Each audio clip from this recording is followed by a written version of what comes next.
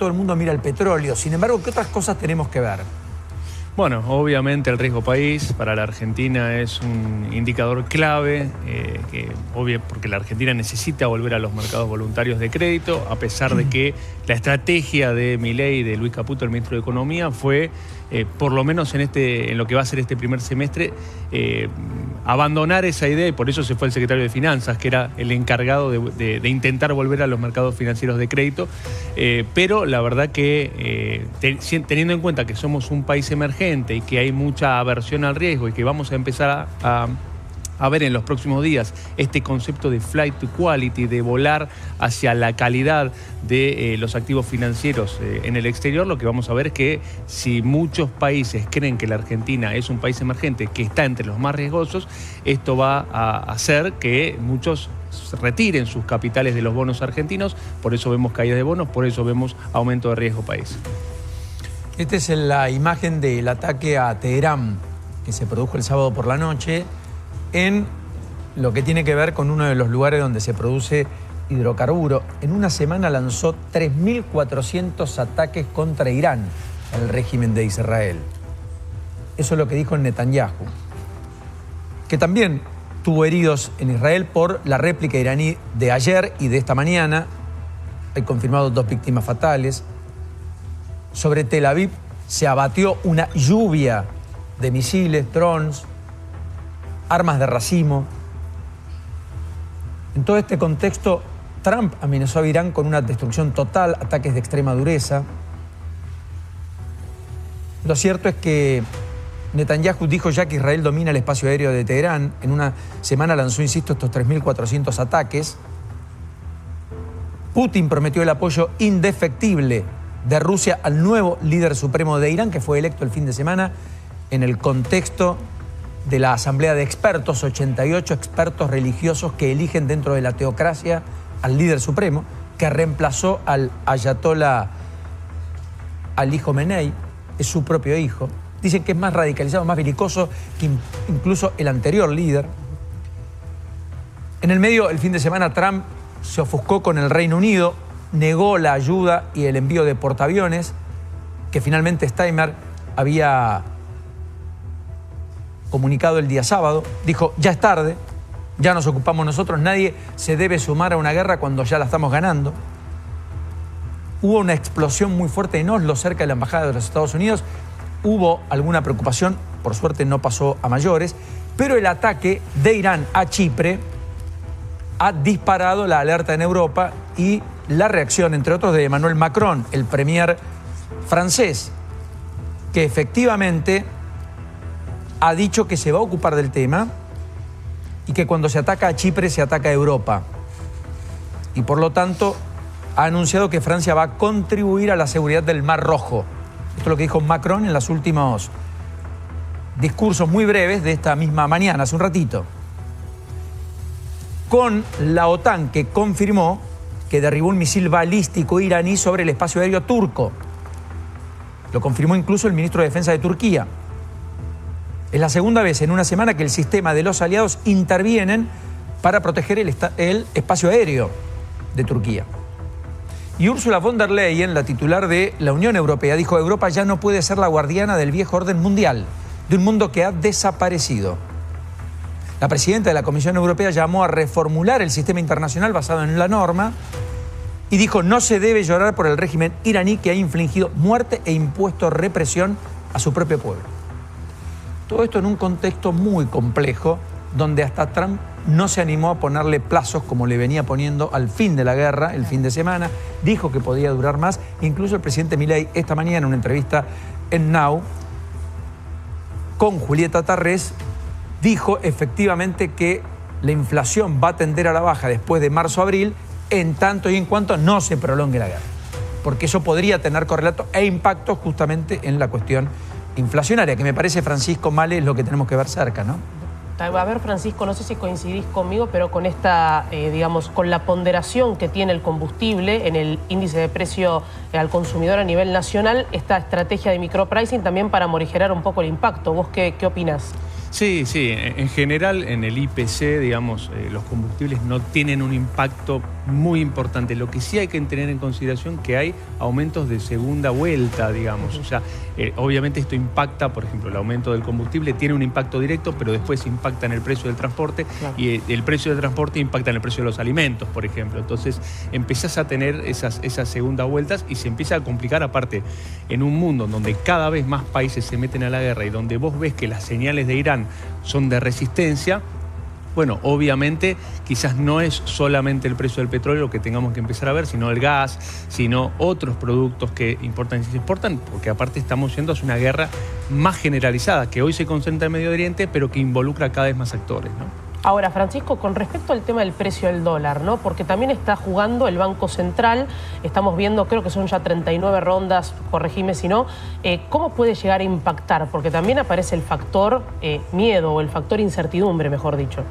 Sí, lo que pasa, obviamente, la incertidumbre es algo que a nosotros, que somos una boya en el mar que se mueve, que no tenemos mucha decisión sobre la economía internacional, es un problema, un poco por lo que contábamos recién, esta idea de que algunos se pueden asustar estando en un país emergente, a pesar de que sea una oportunidad, y salir, eso le puede meter presión al dólar. De hecho, el Banco Central y el Tesoro están coordinando para tener un dólar mayorista en torno a los 1.400, porque obviamente el dólar está muy asociado a lo que pueda pasar después con la inflación, pero empezás a tener algunos problemas industriales porque vos vas hacia una apertura de la economía y tenés otros países emergentes alrededor tuyo que son socios comerciales, y esos a veces, por ejemplo el caso de Brasil, la semana pasada devaluaron. Entonces empezás a tener un problema también que puede tocar la actividad y que puede tocar el empleo si vos querés solamente sostener la bandera de la desinflación sosteniendo un tipo de cambio. Así que es una alerta, obviamente, esta situación. Todo dependerá después de cuánto se extienda. De vuelta, las sensaciones, y esto se reflejó ayer a la noche, cuando veíamos ataques a la infraestructura energética, cuando veíamos que el nuevo líder de Irán es el hijo del viejo líder y es más conservador, como decía recién Paulino, y que se van incorporando cada vez más actores a la guerra, la sensación es de que esto se puede extender y que puede profundizar los impactos en la economía argentina. A todo esto, Francisco, está empezando la semana en Nueva York, hacia la cual fue el presidente, una casi docena de gobernadores, 10 en particular, la semana de la Argentina Week, donde se va a intentar vender el producto argentino a los inversores. Y ahí hay como contradicciones. Los cercanos al gobierno dicen nada mejor que este contexto para vender lo que el mundo va a requerir y a un precio alto, commodities, soja, trigo, girasol, pero además petróleo, eventualmente minería. Y otros dicen, bueno, con tamaño quilombo, la verdad es que pasa un segundo plano, porque la volatilidad y la incertidumbre se apoderaron de los tomadores de decisiones. ¿Cómo lo miramos? ¿Cómo lo leemos? Bueno, si vos mirás ahora, abrís y entrás al portal del New York Times, digamos, es todo guerra, digamos. La verdad que los inversores, el mundo está mirando lo que está pasando en Medio Oriente y nada más. Es cierto y es verdad, digamos, que los aumentos del precio de lo que venden las empresas energéticas o el sector energético, que es un poco la estrella de este gobierno, digo, es una buena noticia para esas empresas. De hecho, si vos mirás las acciones hoy o los ADRs en la bolsa en Wall Street, tenés a las energéticas subiendo y al resto bajando, digamos. Las ya había pasado el viernes, también el jueves, claro, lo veníamos marcando. Exactamente, vinculado al gas o vinculado al petróleo, van a tener un crecimiento de su patrimonio y las oportunidades. Para la Argentina eso es positivo. Es verdad, de vuelta, que la Argentina sigue siendo un lugar de inversión de riesgo, también teniendo en consideración que el presidente ha entrado en los últimos tiempos en este choque con el mundo empresario. Por lo tanto, intentar seducir a empresarios cuando vos ves que al principal empresario de la Argentina, digamos, lo atienden en el Congreso, también es una circunstancia complicada, ¿no? Pero más allá de eso, la oportunidad en Vaca Muerta existe, la oportunidad minera existe, la oportunidad para el agro también es muy importante, y obviamente los que miran los números lo verán con buenos ojos este escenario que, bueno, es difícil que dure muchísimo a largo plazo, ¿no? Digo, hace poco el balance de YPF, Marín lo presentó con un barril a $60. Obviamente, ayer llegó a 118, hoy está un poquito por abajo de 100. Sí, correcto. Hablando de Paolo Roca, a quien te referías, otra vez el presidente salió al cruce de Paolo Roca porque estuvo con Lula en la inauguración de una escuela técnica que lleva su nombre en Brasil, y también fue el presidente. Da la impresión que la embestida contra cierto sector empresario es también parte de una narrativa que intenta explicar alguna frustración puertas adentro que se pueda tener en virtud de una economía que está estancada desde prácticamente febrero-marzo del año pasado. Bueno, en 2012 Axel Kicillof dijo hay que fundir a Techín. ¿Te acordás? Digamos, Correcto. Una frase que generó mucho ruido en su momento.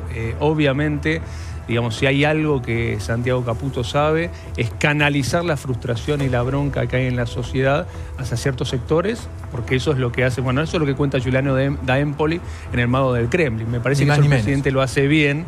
Y encontró también algunos enemigos, porque no tiene, digamos, enemigos políticos enfrente, quizás algunos empresarios o quizás otro tipo de casta funcionan, digamos, para canalizar esa bronca y sacársela de encima, ¿no?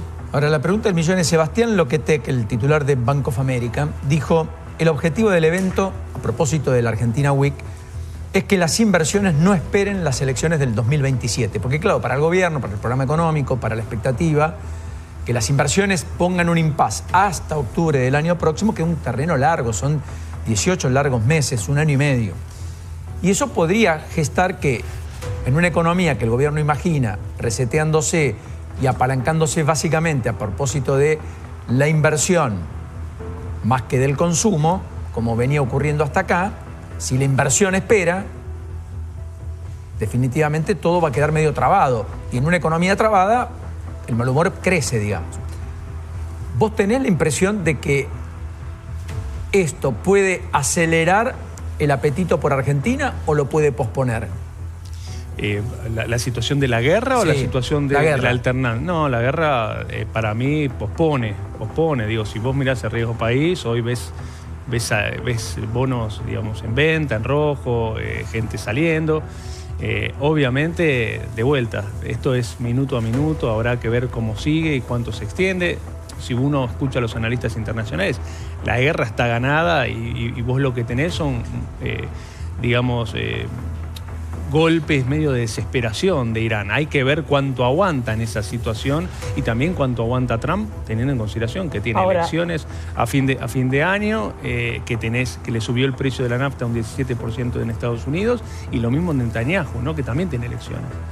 Fran, respecto a lo que miran los inversores, porque la Argentina Week entiendo que está también agotado por la cantidad, por el interés que había en el país para invertir. Lógicamente vos describís un contexto que no es favorable para ningún país, pero digo, ¿qué cosas pueden ver atractivo los inversores aquí de distintas políticas que vos vas cubriendo, que se van, se asientan en el día a día?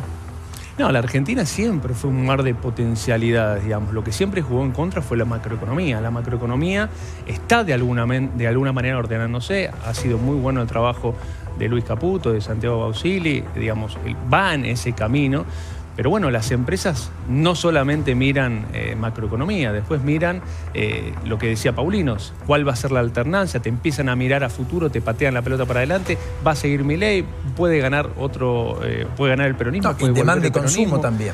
Exactamente, vende y después lo que si venden. Lo que pasa es que hoy vos tenés orientado la Argentina Week a empresas que son exportadores de lo que producen, ¿no? Claro. Entonces, bueno, a ver, me parece que lo necesario es, obviamente, motorizar esos sectores que son generadores de divisas, pero va a ser importante también para los inversores que empiece a ganar un poco más de homogeneidad, digamos, la recuperación de la economía. Eso todavía no pasa. Francisco, como siempre, un enorme placer. Saludos a todos ahí en la redacción. Saludos para todos. Entre los gobernadores está Jar Llora, allí en Estados Unidos. Va a visitar inversores, tiene su propia ronda de inversiones y además aparentemente va a apalancar inversiones y va a anunciar por $250 millones para la ciudad de Río Cuarto, obras de infraestructura. Mientras tanto, Juan Pablo Valdés, gobernador de Corrientes,